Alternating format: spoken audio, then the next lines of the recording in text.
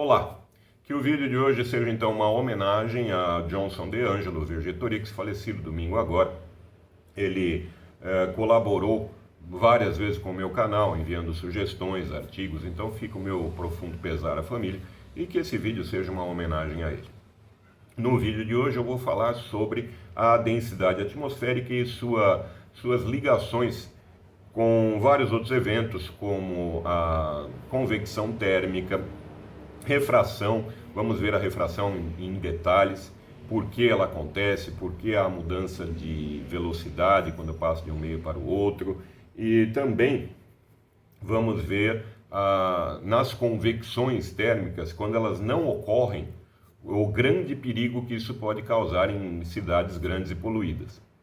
Então veja, as camadas atmosféricas elas se distribuem ao redor da Terra, assim como numa cebola. Então você tem aqui uma cebola e imagine no centro aqui a Terra, as várias camadas se distribuindo ao redor, como nessa cebola. Então vai-se do mais denso embaixo para o menos denso em cima. Você tem uma menor quantidade de ar, é claro, em cima. Ah, mas o mais frio, ele fica em cima, logo o mais frio é mais denso, então o mais denso fica em cima. Não, isso é um raciocínio de uma única variável, tipo de coisa que a gente não usa em ciência. Ah, mas você tem também que as miragens inferiores, elas são provocadas por uma inversão nas camadas, ou seja, você tem o menos denso, mais quente embaixo, e em cima você tem o mais frio. Vamos ver logo em seguida as miragens inferiores. Veja o que acontece no raciocínio de uma única variável. Você tem aqui a cebola, e aqui, por exemplo, nesse ponto você tem uma miragem inferior.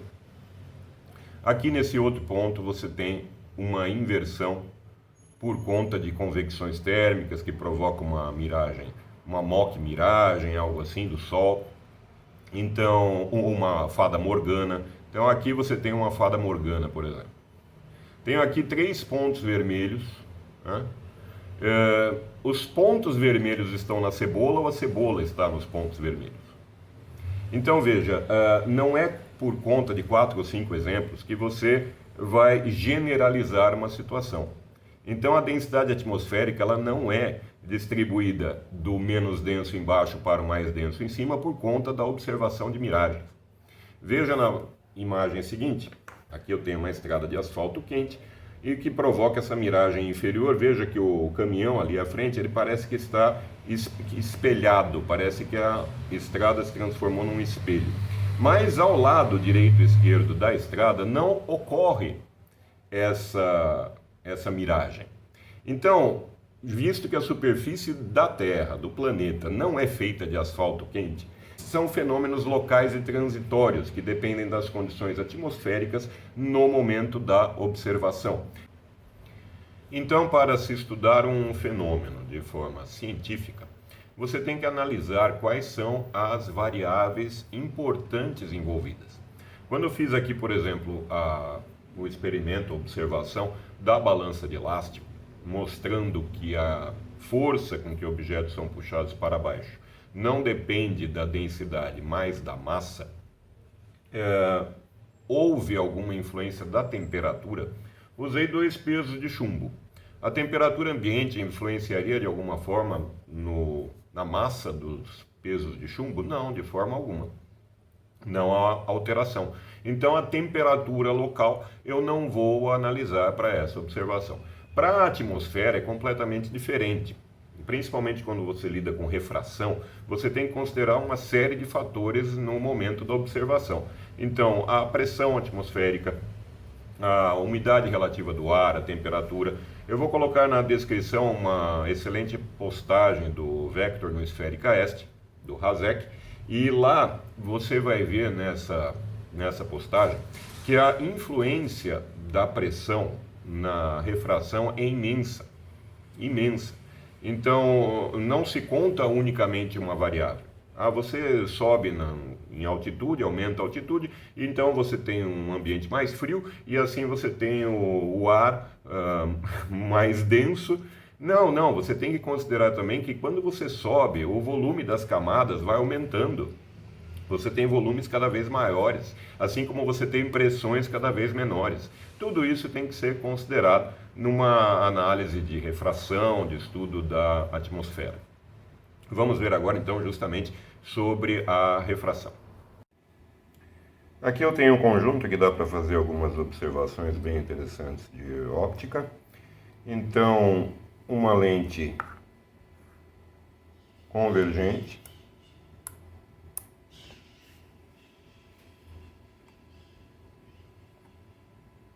veja que os raios se encontram num ponto. Uma lente divergente, os raios se afastam. E um prisma, você tem o desvio, a refração dos raios também.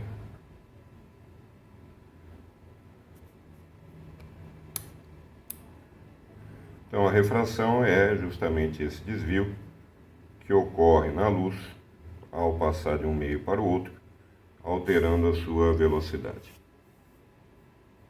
Para esse vídeo quero agradecer ao Hazek pelas opiniões dadas nos experimentos e ao professor Lang, que conversamos muito sobre energia e interferência de ondas. Vou colocar na descrição vários links para a página do professor Lang.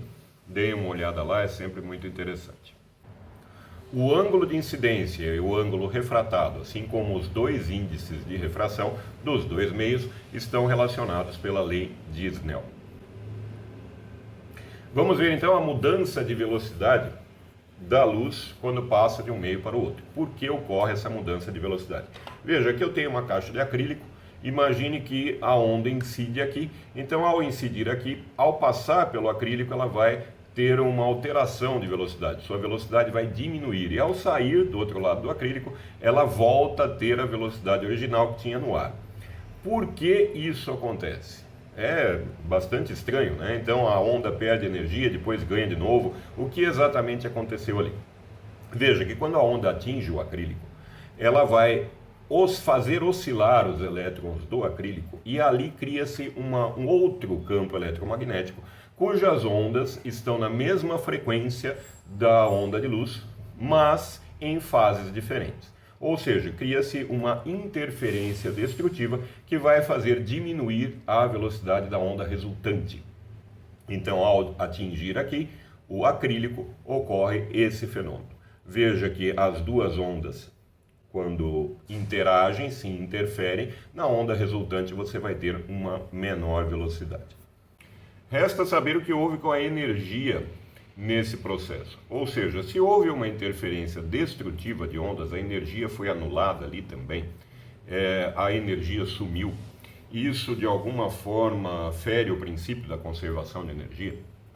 Então, veja, a melhor maneira de se explicar isso, eu acredito que seja o experimento feito por Thomas Young, que evidenciou o caráter ondulatório da luz em 1804. Então, eu vou mostrar a minha versão desse experimento, feita com a dupla fenda e o laser. Nas faixas escuras você tem uma interferência destrutiva e nas faixas mais iluminadas uma interferência construtiva.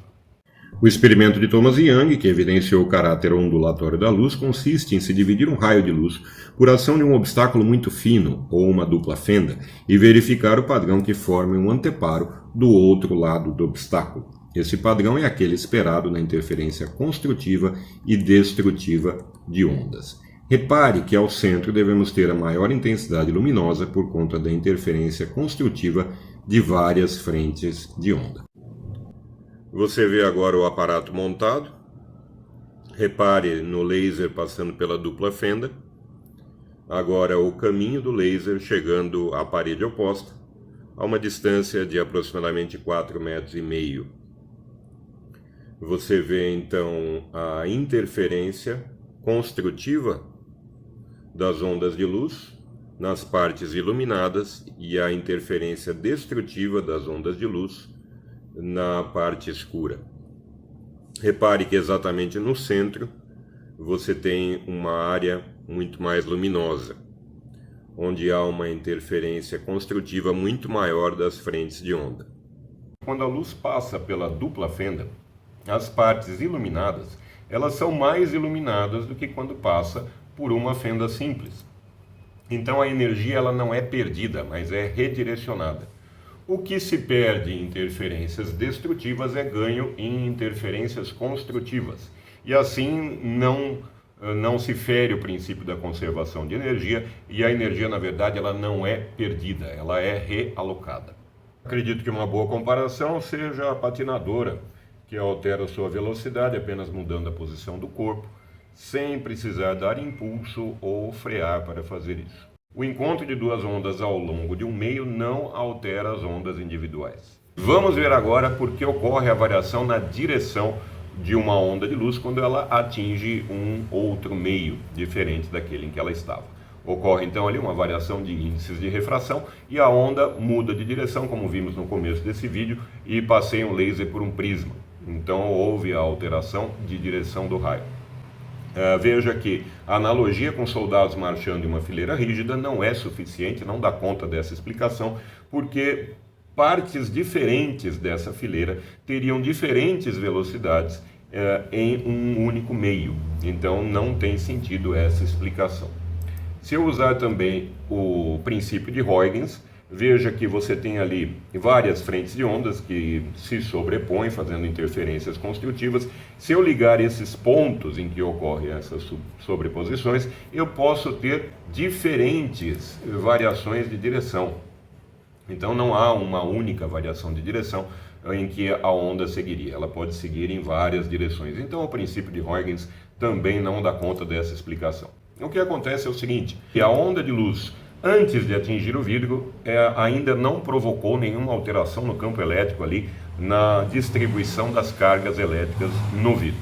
Assim que a onda de luz atinge o vidro, ela redistribui essas cargas elétricas de tal forma que no interior do vidro você tem também a formação de um campo elétrico que é contrário ao campo elétrico da própria luz.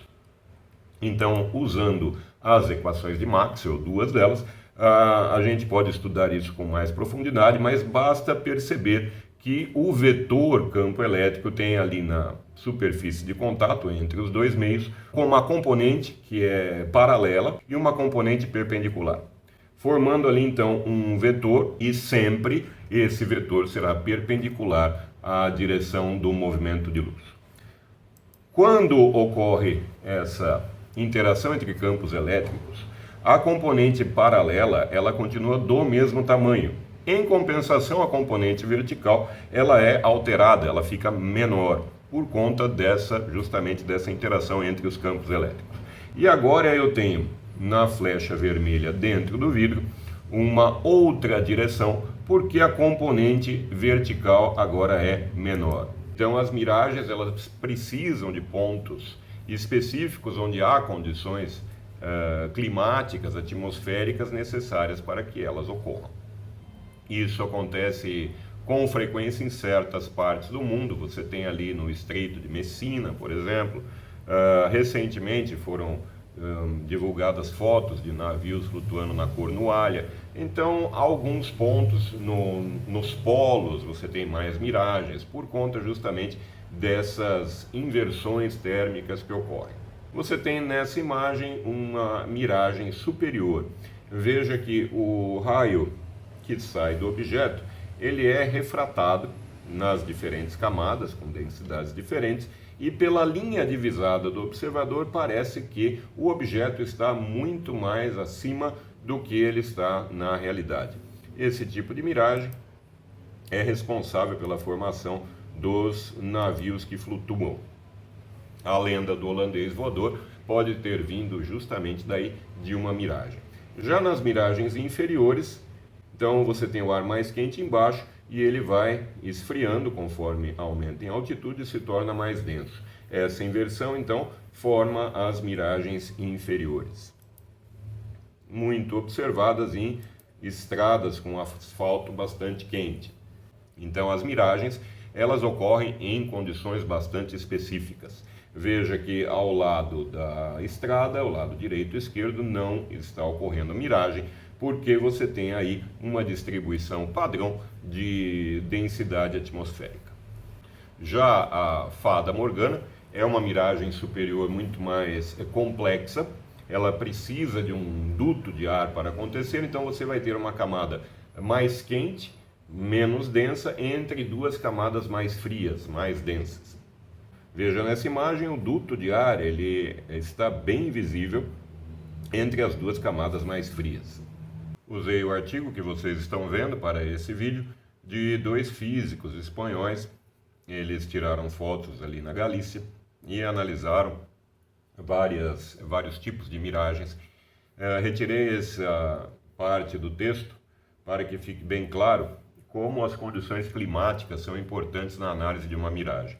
Então, a diferença de temperatura que causa cada caso está relacionada com as sucessivas condições oceanográficas e climáticas que ocorrem ao longo do ano nesta costa. Isso permite estabelecer quais miragens pertencem ao inverno, quando a temperatura da água costuma ser maior que a do ar, e quais pertencem ao verão, quando, devido ao fenômeno da ressurgência oceânica, a diferença de temperatura é inversa.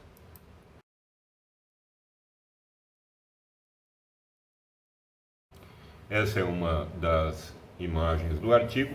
Veja que você tem aí uma Fata Morgana. Há ali no destaque um navio, um bote, que está invertido. Então aparece a imagem dele acima e invertida.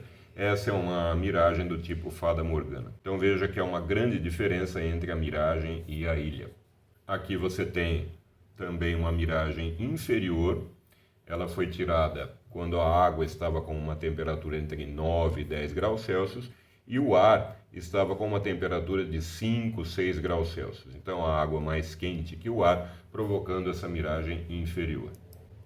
Os autores explicam também a importância da altura do observador para se ver a miragem. Então aqui está um desenho esquemático das linhas divisadas, dependendo da altura, e justamente a observação que eles fizeram. Veja que a foto mais acima, eles estavam a 4 metros de altura e a foto mais abaixo estavam a 2 metros de altura. Quem teve ao menos 2 minutos de contato com a ciência sabe que as palavras-chave são padrão e constância. Você não pode fazer um padrão baseado naquilo que não é constante. As imagens de miragens, elas não são constantes. As miragens, elas acontecem numa estreita faixa de atmosfera, elas acontecem devido a vários tipos de condições atmosféricas, meteorológicas, então elas variam conforme a estação do ano, isso não é constante, não pode ser usado como um padrão. E agora nós vamos ver as miragens do Sol. Então acompanhe nessa figura. Então, no nascer do Sol e pôr do Sol, a luz ela percorre muito mais distância de camadas do que em outros horários. É por isso que não ocorrem miragens do Sol ao meio-dia. Mas é possível então que um raio de luz ele acompanhe a curvatura da Terra de acordo com a refração? Vamos ver no experimento seguinte. E aqui a observação feita com o laser no aquário. Veja que o laser acompanha a curvatura que eu fiz no aquário. Então, a base desse percevejo vermelho, ela não é vista desse outro ponto, mas com a refração da luz, ela será vista. Então, o laser acompanhando, veja que há uma boa curvatura que eu fiz com esse isopor no fundo do aquário. Então, uma observação diferente, esses experimentos do aquário não são feitos geralmente com curvaturas. Então, está aí a curvatura no fundo e o laser acompanhando a curvatura. Para que não pareça que há uma divergência muito grande do laser, veja de cima. Então dá para perceber bem o laser atingindo ali a base do percevejo. Bom lembrar que testes com laser devem ser feitos com acompanhamento de um adulto, visto que pode fazer mal aos olhos ou mesmo causar um fiasco, porque o laser ele tem uma divergência muito grande. Então, dependendo das condições do local, ele pode curvar para baixo, para cima, continuar em linha reta. Faça sempre esse tipo de teste com acompanhamento de um adulto. Nessa imagem você tem um pôr do sol com as camadas mais densas embaixo. Repare no achatamento na direção vertical que ocorre. Vou aproveitar a curvatura do isopor para ver como a refração afeta o nascer e o pôr do sol. Então, aqui você tem o sol nascendo. Repare no achatamento vertical que ocorre, as bordas ali.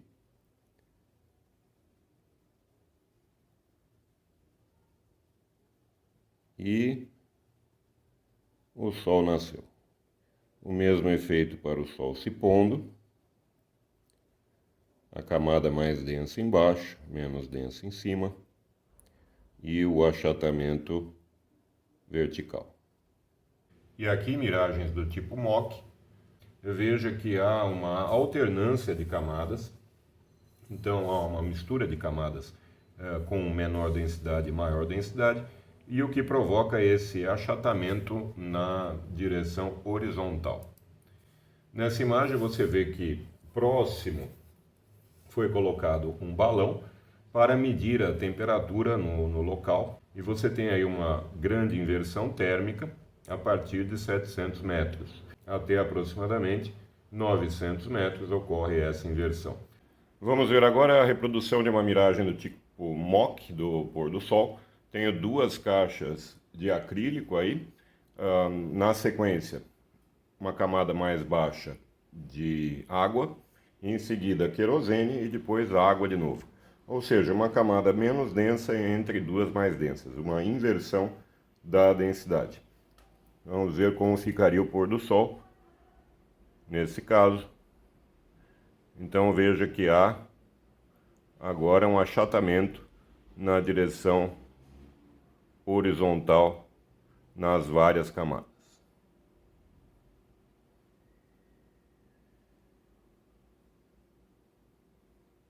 Inversões térmicas também são inversões de densidade, então você teria um ar mais quente entre duas camadas mais frias. Isso é perigosíssimo, principalmente em cidades grandes e poluídas, em que a poluição não consegue se dispersar, porque você tem o ar mais quente subindo, sendo mais leve, ele vai para cima e leva a poluição com ele. Se o ar mais frio estiver embaixo e o mais quente estiver em cima, isso não vai acontecer. Vamos ver um experimento sobre isso. Então, à esquerda aqui eu tenho um pote levemente aquecido e à direita um pote no gelo. A situação normal, então, é que a parte mais quente, aquecida pelo solo, próxima à superfície, ela suba, por conta de sua menor densidade, levando assim os poluentes juntos. Então, numa situação normal, o pote já está razoavelmente aquecido. Numa situação normal, você tem aqui a parte mais quente. Vamos fazer um pouco de fumaça.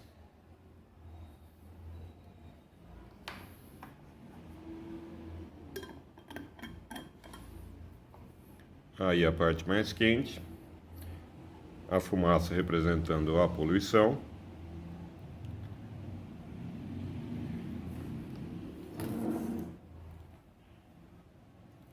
E agora eu vou colocar a parte mais fria por cima, para ver o que acontece.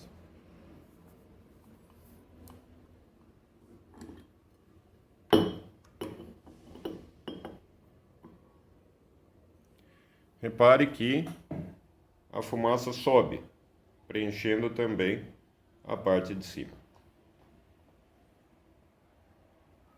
E agora eu vou fazer a situação contrária.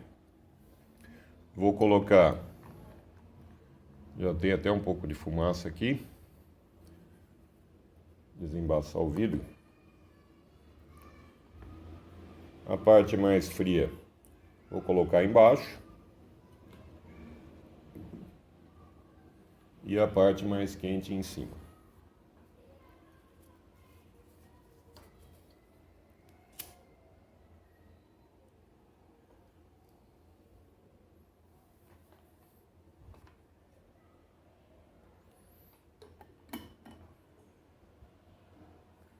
Fazer bastante fumaça aqui na parte fria. Esquentar um pouco mais o vidro.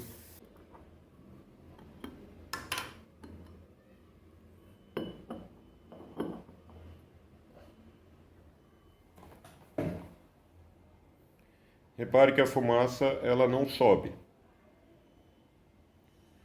Veja que a primeira inversão térmica associada a grandes proporções de concentração de poluentes no ar ocorreu em dezembro de 1952 em Londres. Naquela época, os poluentes de combustão de carvão com alto teor de enxofre, associado a uma inversão térmica prolongada, provocou a morte de 12 mil pessoas. Na sequência, fotos da época.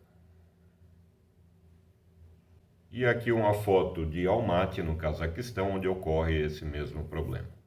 E o gradiente de densidade atmosférica é responsável pela formação de nuvens. Então temos o mais denso embaixo, o menos denso em cima.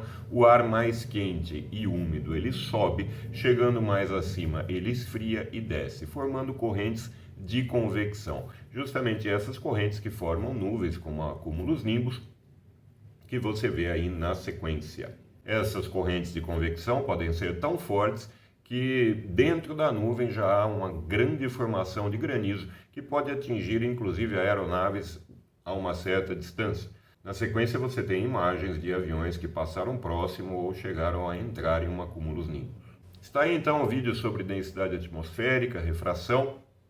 Ainda essa semana pretendo voltar com as lives, vou fazer uma live para encontrar os meus inscritos e comentar os últimos vídeos, mas pretendo o mais rápido possível também voltar com o Jornal Científico em forma de live. Um grande abraço a todos, o meu muito obrigado e até a próxima.